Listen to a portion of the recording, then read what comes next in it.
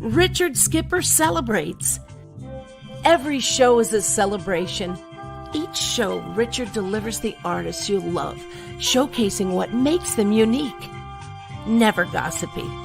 The antidote to a sometimes hectic world. Now, here's your host, Richard Skipper.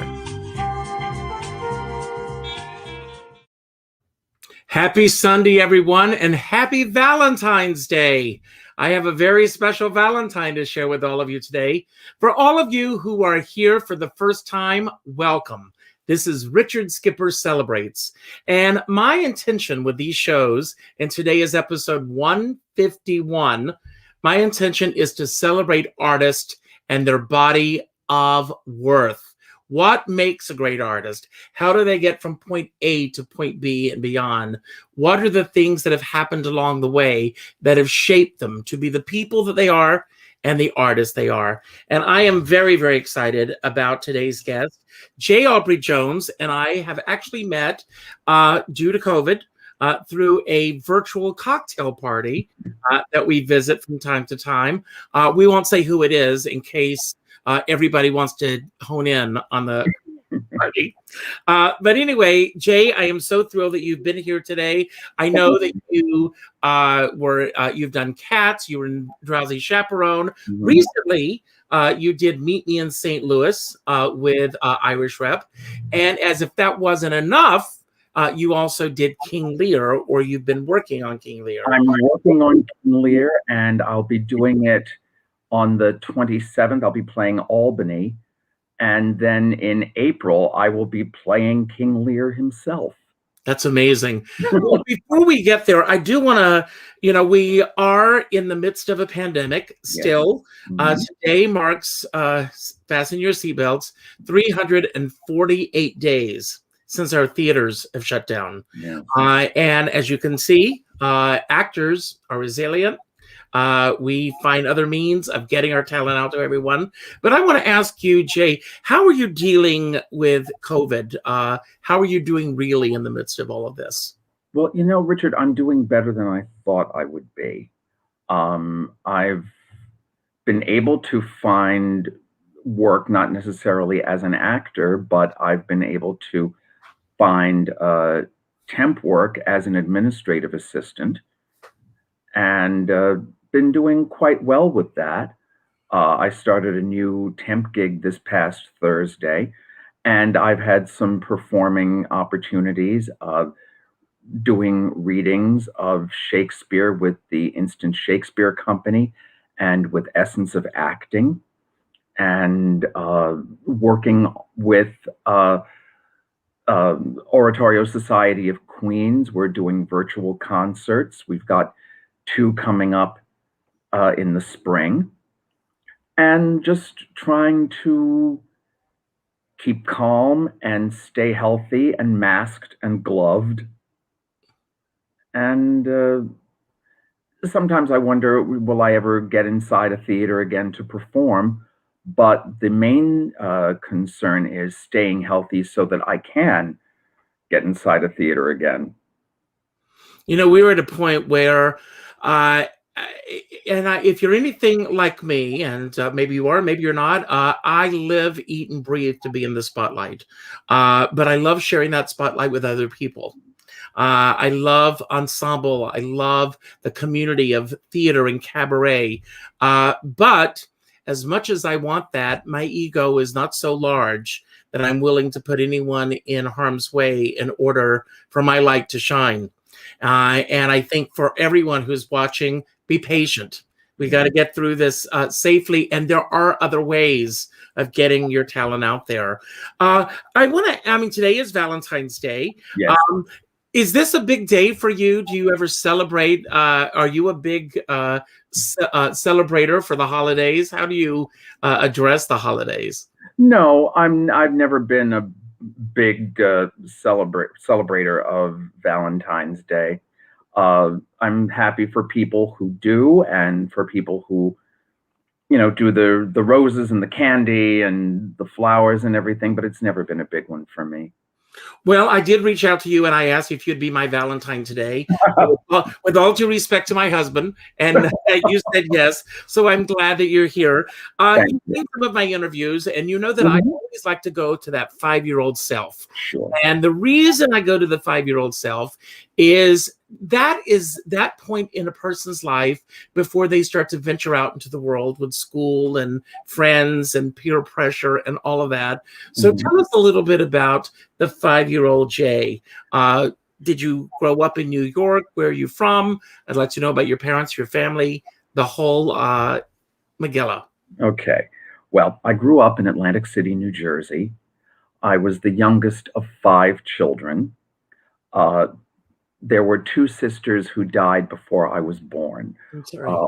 Thank you. One was stillborn, and the other died at the age of 3.5 due to bronchial pneumonia. Oh, I'm sorry. Thank you. I had 2 other siblings, my sister Geraldine and my brother Julius. Geraldine was a school teacher, first in the Lakewood public school system and then in the Atlantic City public school system. And she passed away. It'll be 10 years this coming August. And my brother was a full colonel in the United States Army, highly decorated soldier, Vietnam veteran, Bronze Star recipient, holder of 2 master's degrees. And he was very active in theater in his college days, having played in The Robe and Medea. And for the Shakespeare Tricentennial in 1964, was asked to return to his alma mater, Virginia State, to play Hamlet. My father... Well, he did all the comedies. Yes. Yeah, no Neil Simon for Julius, no. No, that's great. My father was the first African-American head bellman in a Boardwalk Block hotel in Atlantic City. He was the head bellman at the Senator. He passed away when I was 3. Wow. Yeah, and my mother remained in Atlantic City until the time of her death in 1998. Wow. Well, God bless all of them. God bless you. Thank you. Did you grow up in Atlantic City proper? I did, yeah. So what was that like for a young kid? I'm imagining summers on the boardwalk and all that entails, and saltwater taffy. Yes. It was a wonderful town for a family to be back then. It's BG, as I call it, before gambling. There were at least no legalized casinos there. It was a very family-friendly resort town. I tell friends I'd like to take them into a time machine and take them back to Atlantic City in the late 50s and early 60s. There were movie theaters up and down the main drag of Atlantic Avenue. There were movie theaters on the boardwalk. And it was even for a few years in my early childhood, a Broadway tryout town. The Warner Theater was operating on the boardwalk, and I do remember once looking through a Burns Mandel yearbook of the 1950s, and there was a Hirschfeld of Tom Ewell in a play. I forget what the play was, but you remember how Hirschfeld used to sign his name with the number of Ninas? Ninas, yes, absolutely. And then if he had done the drawing out of town, where the drawing was, and this Hirschfeld was Hirschfeld, whatever the number, and then Atlantic City, New Jersey. It's amazing. I mean, this man was such a genius. I had the good fortune of meeting him only once, though. But there's such detail, not only the caricatures, but the hidden details that are there are so amazing as well. So where did the bug bite you, so to speak? If you pardon the expression. I think it was a whole process, really. I remember wanting a record player for my 6th birthday, and among the albums that came with the record player was the original cast album, The King and I. Mm. And during that time, the culture was such in the country that you heard songs from the theater on television. You didn't necessarily know what their origin was. A perfect example, there was a children's show on in the Philadelphia area called Happy the Clown. Mm. And people who grew up in Atlantic City will know exactly of whom I'm speaking. And there was a little parade with all the children who would arrive on the program. And they would march to the March of the Siamese Children from The King and I. Mm-hmm. I started doing little school plays, and then I played in the pit band in high school, my freshman year of high school. I played the clarinet for the pit band of Bye Bye Birdie. And the following year, I played the Herald in Cinderella. And then junior year, I played Sir Lawrence Wargrave in 10 Little Indians. And then my senior year, I played Cornelius Hackle in Hello, Dolly. Oh, We that's were the first high school to gain the rights to do Dolly. And by, I think, my junior year, I decided that that's what I wanted to do. Now, were there any teachers or directors along the way who encouraged you to pursue this beyond just a hobby? I think so, yes. The director who directed me in, who started off directing me in 10 Little Indians, in her own tacit way, sort of encouraged me. Mm-hmm. And she wound up directing Hello, Dolly as well. She had to leave the production of 10 Little Indians because of a family emergency. But Miss Eileen Martin, who has since passed away, encouraged me. And so I wound up applying to several schools, among them Syracuse University is where I wound up going. That's where my husband went as well. Ah, yes. Yes. But did you choose Syracuse or did they choose you? Well, it was a little of both, actually. I had applied to other schools. I applied to Emerson, I applied to Northeastern, and was accepted there. I applied to Yale without knowing that their drama school was a graduate school only at that time. Okay. Yale waitlisted me, and Syracuse offered me the best financial package for as far as scholarships go. So off I went, and I liked what I saw when they sent me the package full of programs and describing their drama program, plus the fact I love cold weather. So you're one of the few. And did you have a lot of opportunities as far as acting? I really did. I was very, very fortunate to be able to do a wide variety of things. I got to do Shakespeare. I got to do French farce. I got to do modern plays. I got to do In the Matter of J. Robert Oppenheimer. I did Anyone Can Whistle. I did Twelfth Night, A Medal for Willie. The final thing that I did at Syracuse was a treatment of Medea as a no cycle.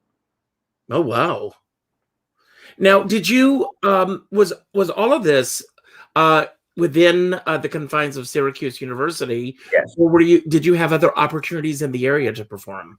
Well, I did. I filmed a couple of commercials while I was there, and my senior year I was in the chorus of Opera Theater of Syracuse, where I sang in the choruses of Norma and La Traviata. Wow. And so the next step, I'm assuming, after you graduated from Syracuse, was the Big Apple, New York City. Not quite. Oh, okay. No. Well, but also between school years on summer vacations before I started school, before my sophomore and junior years, I came back to Atlantic City and I worked at what did they call us? The Manhattan Players at the Atlantic City Playhouse. And the first year before I started school, before I started Syracuse, I was their production stage manager, and we were doing 8 new plays in rep. And it was 1972, and everybody and their mother was doing a play about Queen Elizabeth I, and we had ours. It was called Gloriana, and it was all about Queen Elizabeth and her problems with the Spanish Armada.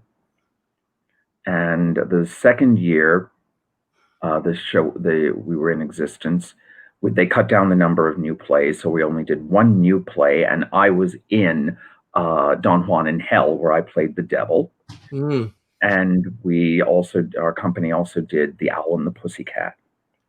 Then the following year, which turned out to be the company's final year, we did The Moon is Blue and Mary Mary. And in Mary Mary, I played Oscar Nelson.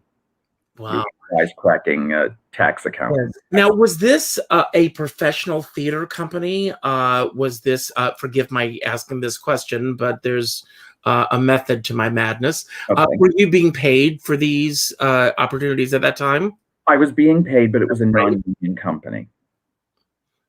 And again, the move to New York, how did that happen for you? Well, I had been hired to do a tour of a play called The Contrast. And we were going to go to national parks and perform the play in 1976. Of course, it was the bicentennial. And for various and sundry reasons, the tour collapsed. So I came back to Atlantic City and to put myself back together. And I called a friend who he and his wife were living in New York. And they said, "Oh, come, we have room for you. Come bunk with us." And a friend of mine was bunking there too. And we saved our money and got an apartment. We shared an apartment for a bit. And that's how I wound up in New York. Now, was the seat already there for you to go to New York? Yes. Okay, so this was just the next obvious step.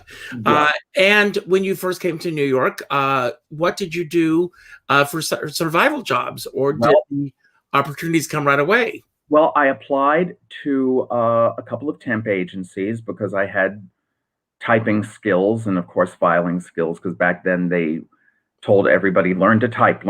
So I did, and I had been typing ever since I was in junior high school, so I worked to improve my skills. And soon after that, though, I did what everybody does. I mailed out a bunch of photos and resumes to a lot of theaters. And oddly enough, one theater asked me to come up and audition for them. It was the Thomaston Opera House in Thomaston, Connecticut. They wanted to see me for the role of Joe in Showboat. I was much thinner than I am now. We all were. Yeah, right? We all were. Mm-hmm. So I went up and sang Old Man River for them, and I read a scene. They explained to me what had happened. They had somebody for Joe, and they also had an African-American church choir who would be the African-American chorus. They were sent the materials. They didn't know the show, evidently, and they were offended by the piece, and so they decided not to do it. And in an act of solidarity, the actor who was to play Joe, decided not to do the show either. So I was brought up and auditioned, and I guess they liked what they heard, and they told me, "Go home, pack a bag, you'll start the day after tomorrow." And this was classic 1 week stock. Meanwhile, they didn't replace the ethnic chorus in the show. So opening night, here we all are, and the curtain opens, it's on a unit set. And there I am, upstage center, surrounded by all these melanin-deprived stevedores. and we're singing, "Here we all work on the Mississippi, here we all work while the rich folks play." And they all leave the stage to change into their beau costumes while I'm still on stage. You hear crash, boom, bang, thud, rip, and they jeté onto the stage in time to sing "What a Pretty Bevy, ah there, ah there." So then we get, of course, to Old Man River. And there I am singing, and I'm going, "You and me, we sweat and strain," to what looks like the male chorus of The Sound of Music. Oh my God. Yeah. But the Welcome to the funniest, theater, folks. yes, and I played Peter Van Don. yes, And Peter Van Dam in the Diary of Anne Frank. mhm, So, and I'm as far from that character as you could possibly be cast. yeah. But the best from that production was Queenie's Ballyhoo. There's a scene between Queenie and Captain Andy, and normally Captain Andy is complaining that the colored people weren't coming to see the show. Small problem in this production, all the colored people, Queenie and I, were already there. So it became a number about getting the poor people to come and see the show. So here comes the chorus, looking like they're about to break into a quick chorus of Anatevka. And it becomes a number about getting the poor people to come and see the show instead. That's amazing. Well, I want to go back to, I interviewed Tova Felcher a couple of days ago, and she, at the end of the show, talked about when she first began sending all the resumes out. Mhm. And she just got like a couple of responses to that. Let's face it, by the time you came to New York, you had a resume that most people will have several lifetimes and not be able to get some of those credits under their belt. Mhm. Did people know what to do with you? Where you were to be, pigeonholed in Mhm. this business or anything? Or what were some of the obstacles that you found that you were facing both internally and externally? All right. Well, like Tova, like Miss Felcher, uh, for every 10 resumes you send out, you get maybe one yes. In my case, the only yes that I got in that whole big mailing that I did was Thomaston Opera House. Uh, People didn't know quite what to do with me. Uh, I was this balding, baby-faced character actor. This balding, black, baby-faced character actor, and people didn't know quite what to do with me. My first thing in New York, soon after the Showboat production, was a production of Israel Horovitz's play Rats, and I played the baby. So there I was and they were quite literal. So there I was in this giant diaper. Not pretty. Well, Uh, how long did you stay with Showboat? oh, it was just 1 week stock. So it was just the one job. They offered me Daddy Brubeck in their following production of Sweet Charity. But I just thought, no, I've done my time here. It's time to go. It's time to go back to New York.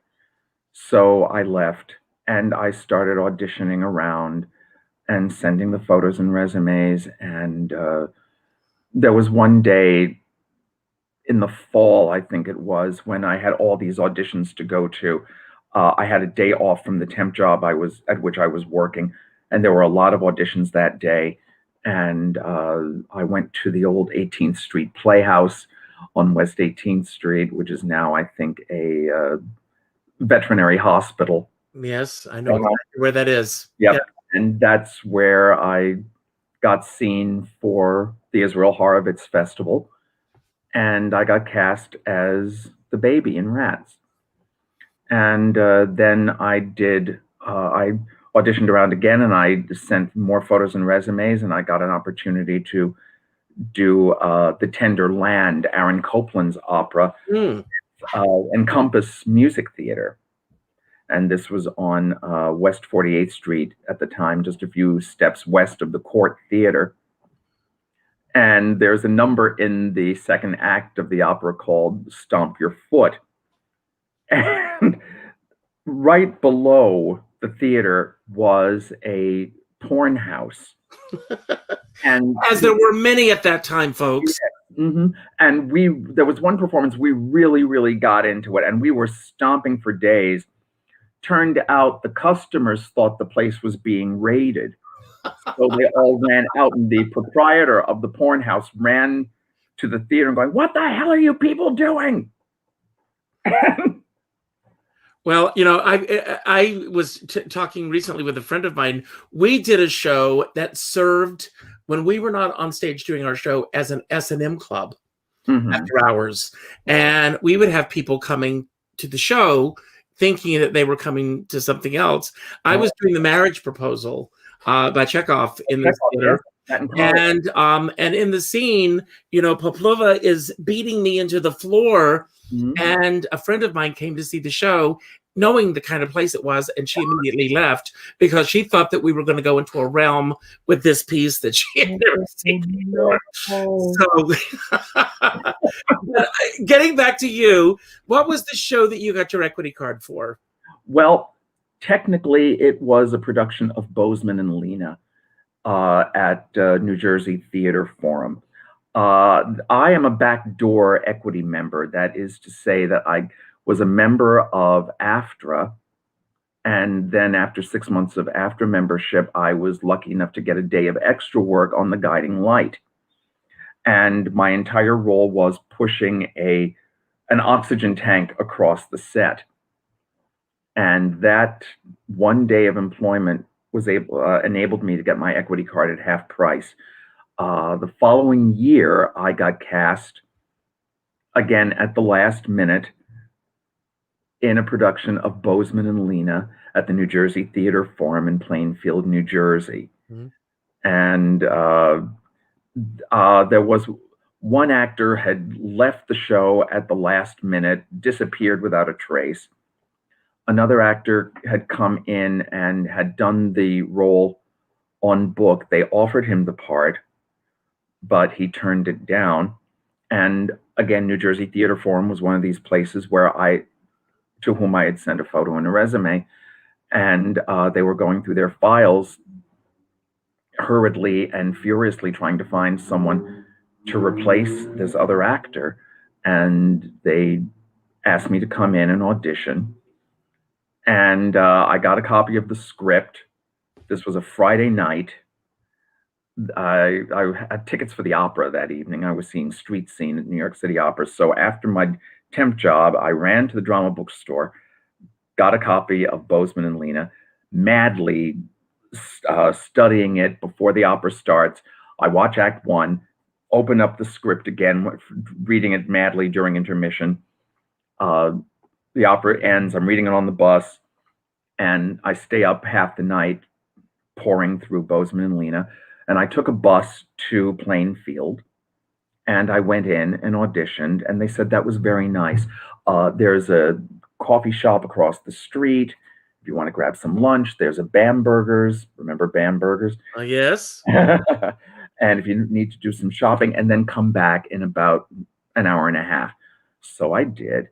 And so I come back. Now, did you come back knowing you had the job, or were they making a decision? No, they were still making the decision because there were other actors that they needed to see. So I arrived at the end of the 90 minutes, and I'm waiting to see what's going on. And the stage manager comes out with this look on his face, this almost deranged smile. And they were escorting another actor out and thanking him for coming.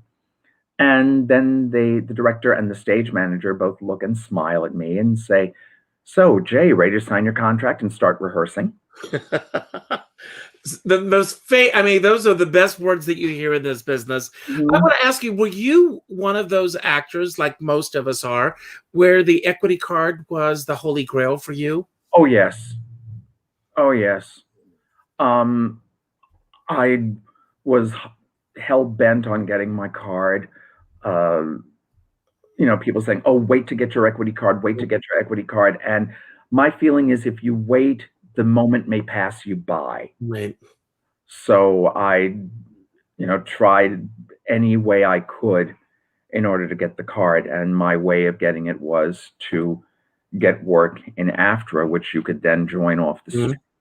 And obviously, you jumped at that opportunity. Once you got your equity card, did you feel that it was a hindrance or a blessing to you? No, I really felt that it was a blessing. I mean, it forced me into another realm of auditioning. I was now up against, or I actually I don't want to say against. I was auditioning alongside people with far more experience than I had, with far better credits than I had. But again, it was that chance of if you don't have your hat in the ring, how can you have a chance to succeed? Well, let's talk about the mindset. Okay. I know for myself, when I signed that contract and I got my equity card, I know what it did for me personally. What did it do for you, as far as for me? Well, I will go there. For me, it solidified that I was a professional actor, that I was in this business. Did it have that same feeling for yourself? It really did. It was that stamp of approval. It was, you've arrived. You've gotten to a new plateau in your career. I really felt that I could honestly say that I was now a member of 2 unions, and I was now indeed a professional actor. And with the start with Bozeman and Lena, I could honestly say that I was a working actor, not necessarily a star. I don't know, where you attain that feeling of one is a star, but the best thing is when you're a working actor, because when you consider that only 15% of the membership of Actors Equity is employed at any one time, to be part of that golden 15% is. Did it change your mindset as far as going into auditions and everything? I think it did. I think it gave me the feeling of I'm a professional. I have to really, really present now because I'm playing with the big boys, and I was on a new level, and the competition was on a new level. There were people at auditions who had Broadway and national tours and major regional theaters, which really I didn't have at that point. But uh, again, it's that one chance of someone saying, "Ah, I like what he's doing. I like what he presents. Let's hire him." And for you personally, what do you consider your big break in this business? Oh Some boy. people may think of something else, but for you personally, I big break. It's a series of breaks actually. Um, I think one break was getting the bus and truck of the Pirates of Penzance and touring a major part of the country. Then landing Porgy and Bess, landing the role of the Crabman and Porgy and Bess in the first production of that opera at the Met in 1985. And of course, landing Cats. Because when I saw the show, I thought, oh, this is very clever and very, very nice. I thought, all right, this will run for about 4 years. Little did we know. Right? 4 years later, I'm in the show. I was in the show for 8 years and then left to do How to Succeed in Business Without Really Trying, which again, another break, another big break. And then lots of regional theater. So I don't think there was any one really big break. I think there were all a series of opportunities. What's it like for you coming into a company of actors? When you came into Cats, it was 4 years into the run. it's already established. The pressure is very high on you, obviously, because you have to rise to what they're accustomed to. What was it like for you going into that production? And how long were you with Cats? It was a very easy transition. Everybody in the company was very, very welcoming to me. I was to be the understudy to Old Deuteronomy, and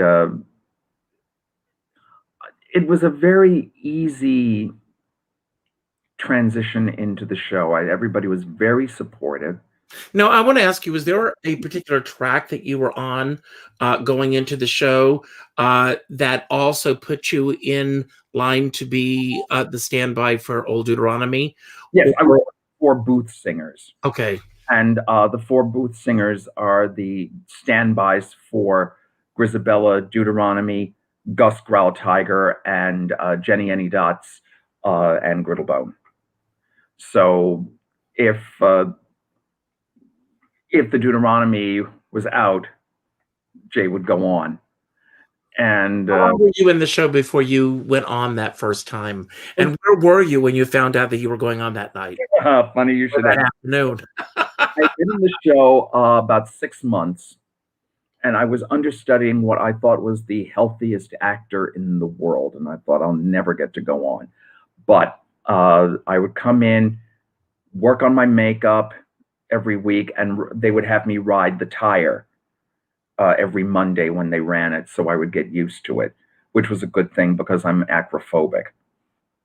So I had been in the show about 6 months, and then Monday evening, December 1st, 1986.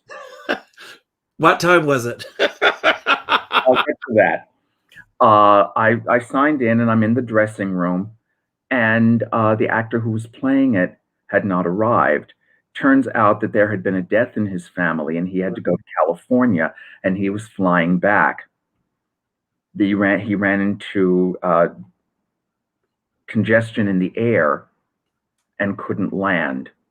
So his dresser came up to me and said, "I don't want to upset you, but there is a good chance you may be going on this evening." So they give the 15-minute call. Then 2 minutes after that, another announcement is made on the public address system backstage. "Ladies and gentlemen, we have another cast change to announce. J. Aubrey Jones is on as Old Deuteronomy." So I grab all my makeup and my Kleenex and my coat and my robe and everything, and I go down to the actor's dressing room, set all my things out, and start putting my face on. I was told, along with the company, officially at 7:47 p.m., 13 minutes before the announced curtain. The stage manager came to me and said, "Do you need some more time?" I said, "May I just have 7 more minutes? Would that be okay?" And he said, "Yes. Oh, and by the way," he said, "you're excused from Green Eyes." Now, Green Eyes is the portion of the show during the overture when the cats come out and they have these electronic masks on, and they flash the eyes into the eyes of the audience. Mm-hmm. And allegedly, some of the cast members had not been doing Green Eyes, and we had just been given a lecture that Green Eyes is indeed part of the performance. So you got to do it. And I told him, "Thank you very much, Jeffrey, but you just gave us a lecture on how Green Eyes is part of the performance, and I'm doing Green Eyes."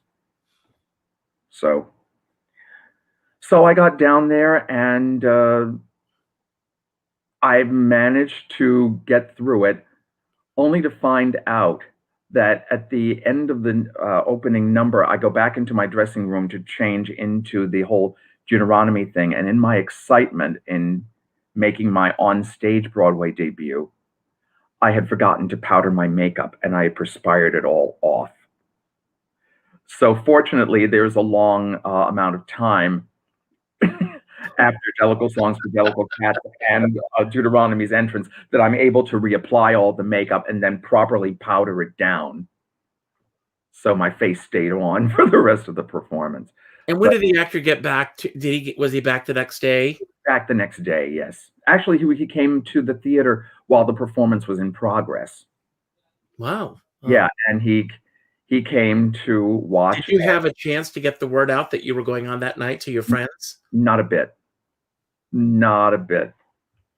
And I think it's just as well because I had enough to think about with the costume and the mics and all the technical stuff that you don't get to really deal with in understudy rehearsals because Now, I know that you've stood by for in many productions with many other actors, but when you are a standby, what is the mindset that where does J. Aubrey Jones go in terms of compartmentalizing the thoughts of an actor? It's one thing when you're prepared to go on night after night after night.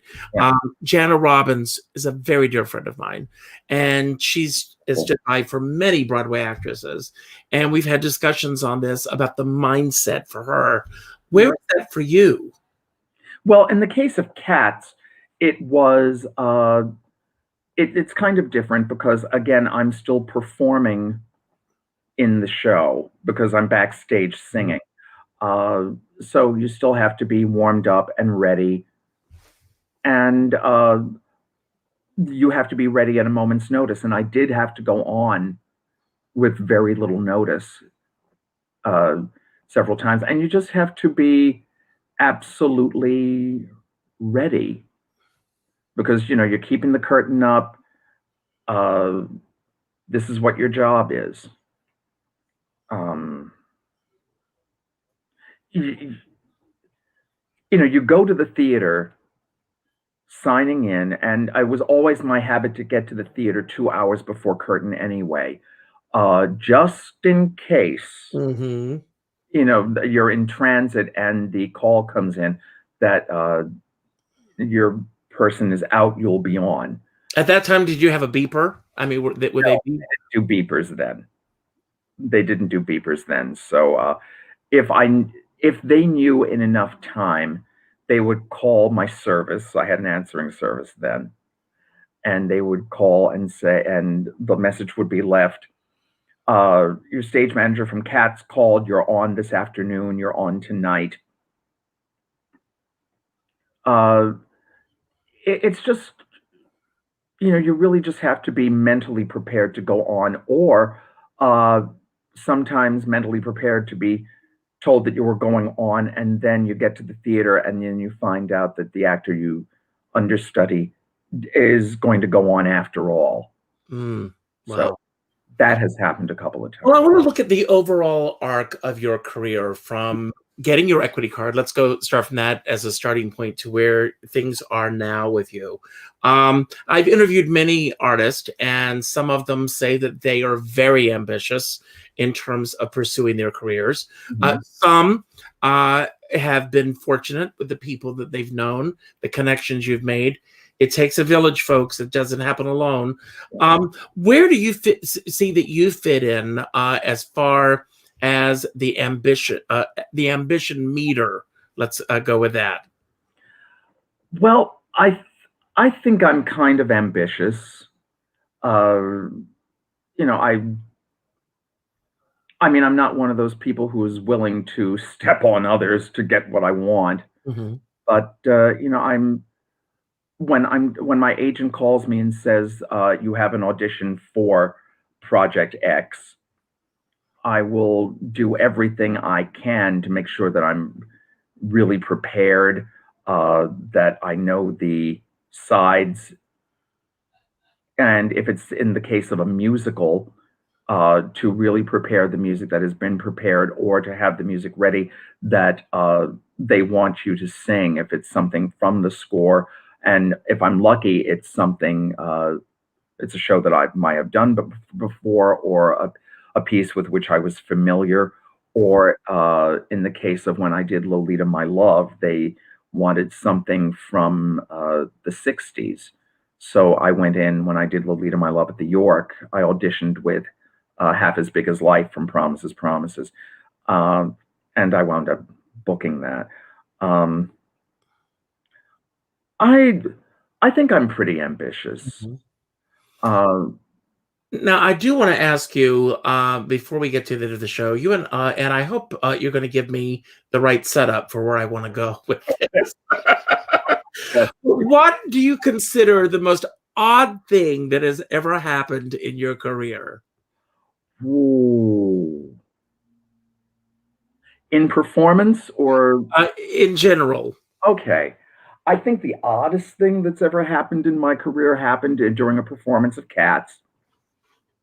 I'm taking Grisabella. I'm on at that performance, and I'm taking Grisabella up to the Heaviside layer. There is a ram that comes down, which is supposed to meet the tire. At this one performance, the ram jammed and wouldn't go any further. And it was too precarious a leap for the Grisabella to jump onto the ram. So the ram starts going back up. So, of course, Grisabella doesn't get to go to the Heaviside layer at that performance. So she and I just look at the ram just going up. Okay. So I just look at Grisabella and I basically say to her, well, honey, I've got to sing this little song for these humans.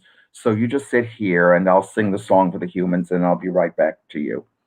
So I sing the addressing of Cats, and then I bring her up to stand with me as we sing the final Cats entitled to Expect These Evidences of Respect. And the thing comes back. So I think that's the oddest thing that's happened. Well, outside the theater, you also do voiceovers. Yes.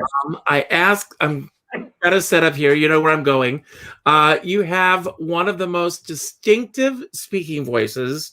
Your voice, I'm jealous of your voice. It's so beautiful. Thank you. But you did a voiceover that just took on a life of its own. You did the job. Yep. You moved on, Mhm. and the job took a life of its own.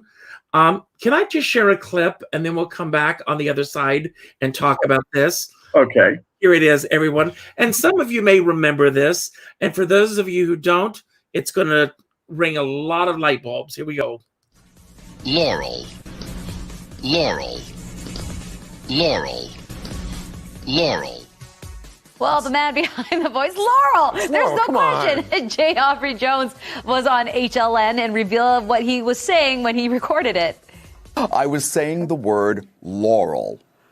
Why is it that some people heard Yanny? I don't get it because I heard Laurel. Thank you for clearing this up for us. Okay. What has been happening is it's all depending upon the frequencies that you use on your listening device. Now, some people's headsets or computers are more attuned to more of a bass sound, whereby they will hear Laurel. Others, where the treble is far more prevalent, may hear Yanny. Well, there you go. It's Laurel. But My kids were wrong. but in this room, we're having some people say it's Laurel and sometimes it's Yanny, because that's what I initially heard. Yeah. Because remember when I first heard it the night I was on my laptop and I heard Yanny, but the next morning when I was on the radio I heard Laurel. So yeah, I heard that's what it was the different frequencies The frequencies, balance. yeah. But no, people in this room are hearing different things. At the same time. Yeah.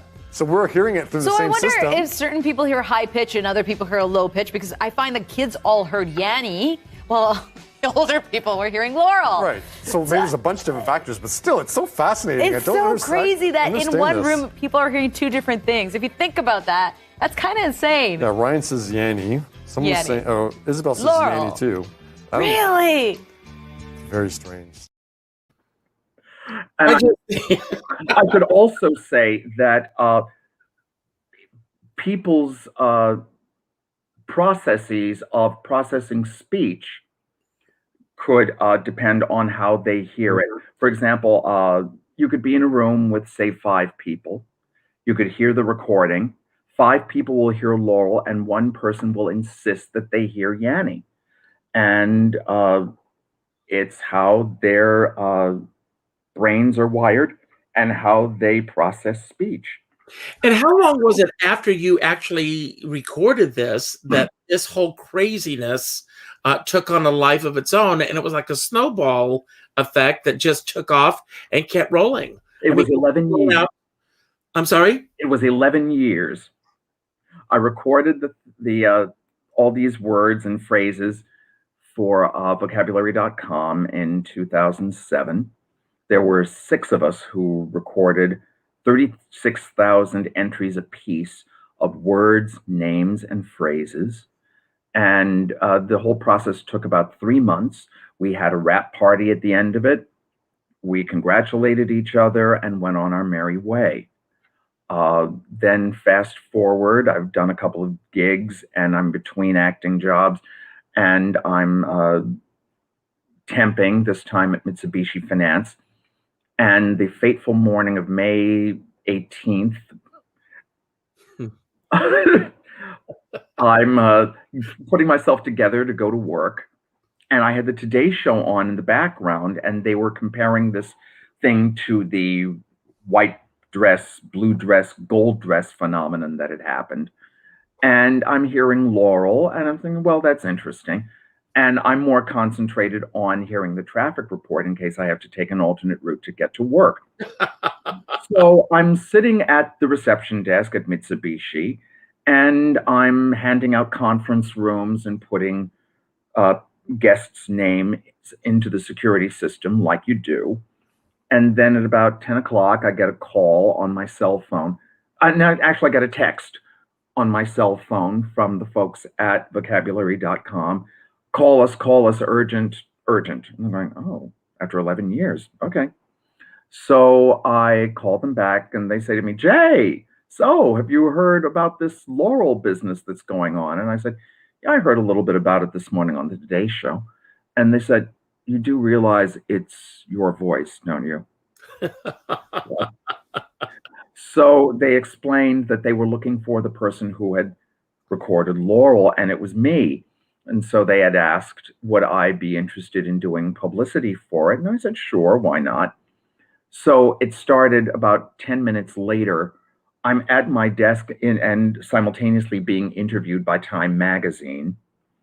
And then I was interviewed by National Public Radio, Headline News, Brazilian television. This was worldwide. It was worldwide. And if you look, if you look me up on Google, you will see different languages got into this. There are articles about me in Polish. There are articles about me in Spanish, French. And believe me when I tell you, you have not lived until you've seen your name transliterated into the Cyrillic alphabet. What did this do for you as far as your acting career was concerned at the time that this was all taking off? Did it give a boost to everything that you were doing? Not really. I did get a couple of auditions for some television things, I think because of the Laurel and Yanny phenomenon. I got asked by CSI if they could use my recording of Laurel and Yanny on their show. And I granted them the permission, and they paid me a nice little sum for that. And I was also while I was doing Drowsy Chaperone up at Goodspeed. I saw you in, yes. Yep, I got a call from CSI, and then I got another call from To Tell the Truth. They wanted me to come on and be on the show to play 2 games with them. And I flew out to California after a Sunday matinee. And I flew from Hartford, Connecticut to Chicago to Los Angeles. The next morning, I went over and taped the show. And I was in 2 games. The central character of the first game was Robbie Rist, whom you may remember as a child actor as Cousin Oliver on the Brady Bunch and David Baxter on the Mary Tyler Moore Show. And he was very active in commercials at that point. And he's now the voice of Michelangelo, the Teenage Mutant Ninja Turtles. So I was in that first game, and I had to bone up on the Teenage Mutant Ninja Turtles because I really didn't know very much about them. And fortunately, Robbie was very generous in sharing his knowledge with us. So the first game is played, he's identified, and he leaves. And there is now a segment on To Tell the Truth called Before You Go, which is played with the remaining 2 people. And they explain that one of us is the voice behind the whole Laurel Yanny situation. And I'm finally guessed. 3 of the people on the panel voted for me, 1 did not. And I say my goodbyes to people and whatnot, and then we're whisked back to the hotel. The following morning, this is Tuesday morning, there's breakfast, and then we're taken to the airport. I fly back this time from Los Angeles to Atlanta, Atlanta to Hartford, and then I'm met by a car to take me to East Haddam. I arrive in East Haddam at 2 a.m. on Wednesday morning, and I had a matinee 12 hours later. It was also turns out to be one of the 10 top searches that year in Google. So they did a video and they used part of my interview from Headline News on the video as one of the top 10 searches. But oddly enough, it really didn't boost my career. But you still get a big charge out of it. Oh, yes, I do. Yeah, it just makes me laugh tremendously. It's great. You know, when I was, like I said, we're going to go full circle. Mm-hmm. Ron Spivak, thank you, for getting us all together and doing all of this. I look forward to those moments when we can be together, whether it be virtually or in person. And I thought this is someone that when you were talking about King Lear and all that you have coming up, I thought I'd love to have you on the show. And I'm thrilled that you said yes to doing this. And I sit down to start doing my research. And in the back of my mind, I had forgotten about Laurel and Yanny. And I went, it can't be. and of course, we spoke on the phone and you said, yes, that's me. And I can't believe this, Jay. We are at the end of our show. You're kidding. We're here. We're at the end. Oh. I don't want to keep anyone beyond an hour. Okay. But I do want to say, it means the world to me that you took the time to be here. It's been great getting to know you in this forum. I want to thank everybody for being here today. If this will be available on your favorite podcast platform, you can listen to it there. If you do listen to it on iTunes or Apple or anything, please leave a comment on the platform that you're listening to, whether it be there or whether you see this later on YouTube, because that helps in terms of generating the algorithms. You know how that works. So please do that. And that keeps this show at the forefront. And for the rest of you, if you are watching it live today and you want to go to my website, which is richardskipper.com, sign my guest book with your thoughts about the show. That does help to boost us in other markets. And I want to let you know that tomorrow night I'm going to be interviewing Charles Kirsch. Do you know him?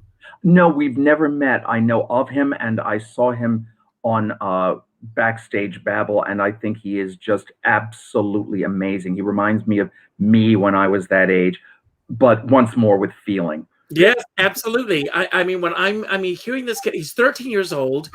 He's getting the interviews that I am dying to get, and he's making me work harder because he is just absolutely phenomenal. So we'll be back here tomorrow night. I do want to end the show by telling everyone to go out and do something nice for somebody else without expecting anything in return. If you have a moment, go to your Facebook friends list. Most of you are watching this through Facebook. Go to your Facebook friends list. Go to the 5th name that pops up and call that person and let them know what they mean in your lives. Not with an email or a text or anything. It's important that we reach out to people now. As our dear friend David Friedman says, we're all in this together. We're just not in the same boat. And you don't know what someone else is going through. So please take the time to reach out and let someone know that. And Jay, once again, thank you for the gifts that you've given to the world and continue to give. And I'm going to give you the final word. Anything that you want to say about anything that we've talked about today that you want to build upon? Anything that we didn't talk about that you wish we had? Or just any message that you want to put out to the world at this point? And again, thank you so much for being here today. My pleasure. Well, what I want to say is for everybody, please stay healthy, stay safe, stay masked. And for all the artists out there, keep working, keep studying, because you've got to be ready when our theaters and opera houses and ballet companies are ready for us again. Amen. So keep the gears greased, folks. Absolutely. Have a wonderful evening, Jay. Thank you. You too, Richard. Thank you so much. Bye.